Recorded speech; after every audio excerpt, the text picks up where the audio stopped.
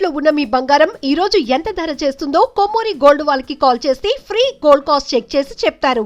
నమస్తే, welcome to Suman TV. నేను మీ కృష్ణవేణి. సనాతన ధర్మం నిత్య జీవితంలో మనం ప్రతిసారి పాటించే చాలా చిన్నదైన ధర్మ సూక్ష్మాలతో పాటు మోక్షం లాంటి చాలా విస్తృతమైన అంశాలన్నీ కూడా ఉంటాయి. వాటన్నింటినీ సమయం దొరికినప్పుడల్లా అసలు సమయాన్ని దొరికించుకొని మరీ ప్రేక్షకులకు తెలియజేస్తూ 4 గోడల మధ్య తరగతి గదిలో కూడా విద్యార్థులకు విజ్ఞానాన్ని అందిస్తూ ఇలా వృత్తి ప్రవృత్తి కూడా జ్ఞానాన్ని పంచడమే ధ్యేయంగా ఉన్నటువంటి ఆచార్య కాకునూరి సూర్యనారాయణమూర్తి గారి వాళ్ళ మనతో పాటు ఉన్నారు. గురువుగారితో అనేక అంశాలు మాట్లాడదాం. గురుగారు నమస్కారం. నమస్కారం అమ్మాయి. గురుగారు, చాలా సంతోషంగా ఉంది మీరు ఇవాళ ఇక్కడ ఉండడం. మాకు మీ నుంచి సముద్రంకి దోసెడు నీళ్ళతో వెళ్ళినట్టుగా ఉంటుంది మాకు 1-2 గంటలు. అంటే మీతో ఈ జర్నీ చాలా సుదీర్ఘంగా కొనసాగాలని ముందుగా కోరుకుంటున్నాం మేము. మీరు ఎలాగో సందర్భం వచ్చింది, ప్రతిసారి ఏదో పండుగ ఉంటూనే ఉంటుందని చెప్తారు కదా. ఇప్పుడు ఆషాఢం, తర్వాత శ్రావణం. సరే, మీరు అన్నట్టు కొత్త దేవుళ్ళు, కొత్త ప్రవచనకర్తలు, కొత్త గురువులు ఎట్లాగో ఊదరగొడుతూనే ఉన్నారు. అది కాకుండా ఇప్పుడు ఈ ఎపిసోడ్ చూసిన వాళ్ళైనా సక్రమంగా చేసుకోవడానికి ఆషాఢం శ్రావణంలో ఏం చేయాలి గురువుగారు? ఏం వస్తాయి, ఏం పాటించాలి? శ్రీరామ జయం చాలా సులభం. ఆషాఢం శ్రావణం ఈ 2 నెలలలో వాళ్ళు వాళ్ళ ఇంట్లో ఉండే ఆడవారికి బహుమానాలు ఇవ్వాలి. ఓహో. వాళ్ళ ఇంట్లో ఉండే ఆడవారి మనసు నొప్పించకుండా చూసుకోవాలి. అమ్మ, చెల్లెలు, అక్క, ఇల్లాలు, కూతురు, ఇంతకంటే మించిన వేరే వయస్సు తారతమ్యాలలో ఉండే స్త్రీ శక్తి ఇంకెక్కడ దొరుకుతుంది మీకు? అన్ని వయస్సులలో ఉండే బంధాలు కదా ఈ మహిళలు, మన ఇంట్లోనే ఉన్నారు కదా. వీరిని దుఃఖపెట్టి మనం శ్రీకాకుళమో లేకపోతే ఇప్పుడు వారాహి అమ్మవారి ఆలయం ఉంది, శ్రీముఖ ఆలయంలో ఉంది, విజయనగరంలో శ్రీముఖ శివాలయంలో అక్కడ ఉంది రూపం, గ్రామదేవత. కాశీకి వెళుతున్నాం, ఎక్కడెక్కడో అమ్మవారిని భయపెట్టే ప్రయత్నాలు వెతుకుతూ ఉన్నాం, చేస్తూ ఉన్నాం. ఇంట్లో ఉండే సజీవంగా ఉండే శక్తి రూపాన్ని విడిచిపెట్టి ఎక్కడో మనం పూజలు చేస్తే ఏం ప్రయోజనం? మీ ఇంట్లో ఉండే మహిళామణులకు గాజులు తెచ్చి ఇవ్వండి. మీ శక్తి కొలది గోరింటాకు నూరి తెచ్చి ఇవ్వండి.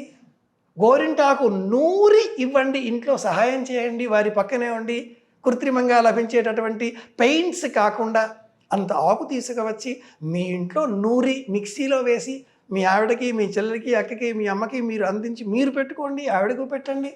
ఇంతకంటే మించిన పండగ వాతావరణం మరి ఒకటి లేదు లేదు లేదు. మీ ఇంట్లో మీరు వేప చెట్టు పెంచాలి. ఏ ఇంటికి ఆగ్నేయ భాగంలో వేప చెట్టు ఉంటుందో ఆ ఇంట్లో ఉండేవారికి పదవీ యోగం. నేను చెప్పేది ధర్మశాస్త్ర సమస్య, ధర్మశాస్త్ర సంబంధితమైనటువంటి ధర్మ సూక్ష్మం. ఏ ఇంటికి ఆగ్నేయ వాస్తు, ఇది కృష్ణ వాస్తు, ఏ ఇంటికి ఆగ్నేయ భాగంలో వేప చెట్టు ఉంటుందో ఆ ఇంట్లో ఉండేవారికి పదవీ యోగం సిద్ధిస్తుంది. మహిళలలో సక్రమమైన ఆలోచనలు పెరుగుతాయి. పెళ్ళయిన తర్వాత భర్త నా మాట వినడం లేదు అన్న అనుమానం వచ్చిన ఆ ఇల్లాలు వాటర్ డ్రమ్ము కొన్నది, భర్తకు గుండె ఆగుతుంది. ఇంకా 2.5 లేటెస్ట్ వెర్షన్ కాబట్టి ఉన్న మిక్సీ ఉన్నా కూడా కొత్త మిక్సీ కొంటే కూడా భర్త భయపడిపోతున్నాడు. భార్యాభర్త కొండ మీదికి ఏకాంతంతో వెళితే ఎందుకైనా మంచిది అని ఆ భర్త తన ఫ్రెండ్స్కి కూడా ఫోన్ చేశాడు. పొరపాటుగా ఇల్లాలు భర్త భుజం మీద చెయ్యి వేయగానే ఆ స్నేహితులు భర్తను భయంతో పట్టుకుని వెనక్కి లాగేస్తున్నారు కదా. ఎందుకు ఇంత అనుమానాస్పదమైన కుటుంబ బాంధవ్యాలు పెరిగాయి? మీరు దైవాన్ని ఇంట్లో కాకుండా బయట వెతుకుతున్నారు. ఆషాఢ శ్రావణ మాసాలలో మీరు చేయవలసింది మీ ఇంట్లో ఉండే ఇల్లాలని ఆనందపరచడం, పిల్లల్ని ఆనందపరచడం. మీ ఇంట్లో ఏ దైవం ఉంటుందో ఆ దైవాన్ని దీపం వెలిగించండి. వెంకటేశ్వర దీపారాధన ఇంట్లో చేయండి. అభిషేకం ఇంట్లో చేసుకోండి. మీ ఇంట్లో శివలింగం లేదా? శ్రావణ మాసం గుడికి వెళ్ళే అభిషేకం చేయాలా? మీ ఇంట్లో చేసుకోండి. మీకు మంత్రాలు రావు, పర్వాలేదు, ఓం నమ శివాయ అన్న పదం చాలు. భస్మం పెట్టుకుని ఓం నమ శివాయ నీళ్లు పోస్తే ఇంట్లో ఉండే పరమేశ్వరుడి పరమానంద భక్తుడు అవుతాడు కదా. మన ఇంట్లో పూజాగ్రహంలో సమస్త దేవతలు వేంచేపు చేసి ఉన్నారు కదా. కనుక శాస్త్రం ప్రకారంగా ఆషాఢ మాసములో ఆహార నియమాలు పాటించాలి. నూనె, ఉప్పు, కారం తగ్గించి లేదా లేని పదార్థాలు తినాలి. ఒక పూట భోజనం చేయాలి. భూమిలో పండే బంగాళాదుంపలు అలాంటి దుంప పదార్థాలు తినకూడదు. వంకాయ వంటి నంజు పదార్థాలు తినకూడదు. గోంగూర వంటి పదార్థాలు తినకూడదు. అయితే ములక్కాడలు తినాలి, మునగ ఆకు తినాలి అని మినహాయింపుని ఇచ్చింది ఈ శాస్త్రం. గుమ్మడికాయ తినకూడదు, ఆహార నియమాలు పాటించాలి. పగటి కాలం తక్కువ, రాత్రి ఎక్కువ అవుతుంది కాబట్టి జీర్ణశక్తి తగ్గుతుంది కనుక పెందరాళే 8లోగా తినేసేయాలి. ఉదయం 6 నుంచి 9 తినే సమయం, సాయంత్రం 6 నుంచి 8 తినే సమయం, ఇలా నియమబద్ధంగా జీవితం గడిపితే పరమాత్ముడు మన ఇంట్లోనే మన మనసులోనే ఉంటాడు, ఆరోగ్యాన్ని అందిస్తాడు. శరీరానికి అందేది సుఖం, మనసుకు అందేది సంతోషం, ఆత్మకు అందేది ఆనందం. ఇంట్లో ఉండండి, ఇల్లాలు ఆనందపడుతుంది, అమ్మ నాన్న సంతోషిస్తారు. వాడికి ఏమీ తెలియదు, ఆఫీస్ అయిపోగానే రెక్కలు కట్టుకుని ఇంట్లో వచ్చి వాళ్తాడబ్బా, మా అబ్బాయి నా మాట దెవదాటడబ్బా. ఇంతకంటే మించిన ఆనందం తల్లి తండ్రి నుంచి మనం ఏం కోరుకుంటాం? ప్రవరుడు, మనుచరిత్రలో ప్రవరుడు ఇంట్లో ఉన్నాడు. తాన జపాగ్నిహోత్ర పరతంత్రుడనేని అరుణాస్పదపురములో తల్లి తండ్రి భార్య పిల్లలు, అగ్నిహోత్రం, సంధ్యావందనం, అతిథి, అభ్యాగతులు, ఆవులు, పంట, వ్యవసాయం, భూమి, పొలం, పుట్ర, ఏ పని చేస్తున్నాడో ఆ పని మీద ఉన్నాడు. కాబట్టి ఇబ్బంది కలిగినప్పుడు అగ్నిహోత్రుడే తల వంచాడు, ఇంట్లో దించేశాడు. ధర్మాచరణ అనేది ఇంటికి సంబంధించినది. సమస్త సంస్కారాలకు కేంద్రం ఇల్లు, ఇది ముఖ్యం. మీరు ఎప్పుడు ప్రతి విషయాన్ని సైంటిఫిక్గా కూడా చెప్తుంటారు గురుగారు. బహుశా మీరు ప్రొఫెషనల్గా టీచింగ్లో ఉన్నారు కనుక ఈ కాలం పిల్లలకు అర్థం అవ్వాలనేమో.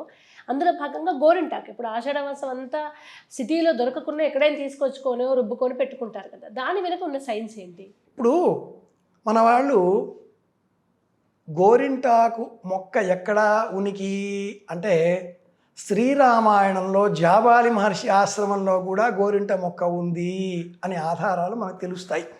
శుకసప్తతి పాలవేగర కదిరిపతి కావ్యంలో కూడా గోరింటాకు వృక్ష ప్రస్తావన అనేక కావ్యాలలో శాస్త్రాల్లో మనం చూడవచ్చు.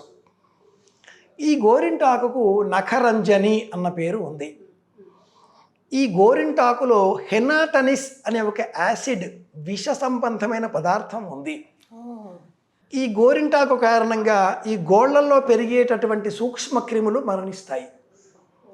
ఆషాఢ మాసం గ్రీష్మ ఋతువైనప్పటికీ వర్షాలు పడుతూ ఉంటాయి. శ్రావణ మాసం వర్షాలే కురుస్తూ ఉంటాయి. మహిళలు ముఖ్యంగా నీటిలో ఎక్కువగా కాలం గడుపుతూ ఉంటారు. బట్టలు ఉతకడమో, గిన్నెలు కడగడమో, నీరు, వర్షం, కాళ్ళు, వర్షం, పాదాలు. ఈ నఖరంజని అన్న పేరు గల గోరింటాకు పెట్టుకోవడం వల్ల వారికి ఈ వ్యాధులేవి రావు.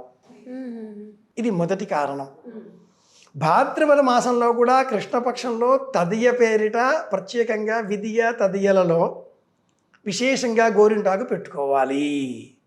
అంటే వర్ష ఋతువు భాద్రపద మాసం వరకు, ఆషాఢ శుద్ధ పంచమి మొదలుగా ఆషాఢం, శ్రావణం, భాద్రపదం గోరింటాకుని దంచి అలంకరింపజేసుకోవాలి.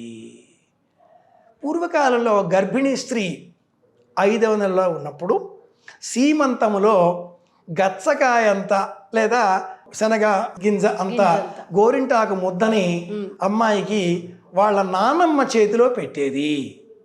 ఆ ముద్ద మింగేయాలి, పుట్టబోయే పిల్లవాడు ఎర్రగా పుడతాడు అంటూ ఒక ఆచారం, విశ్వాసం.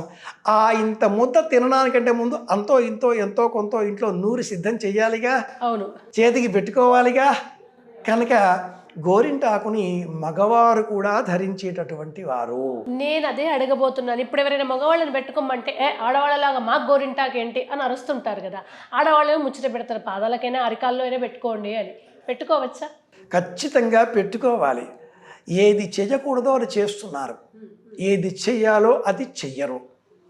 ఇది ఈనాటి కలికాలం ధర్మం మనం చూస్తూ ఉన్నాం.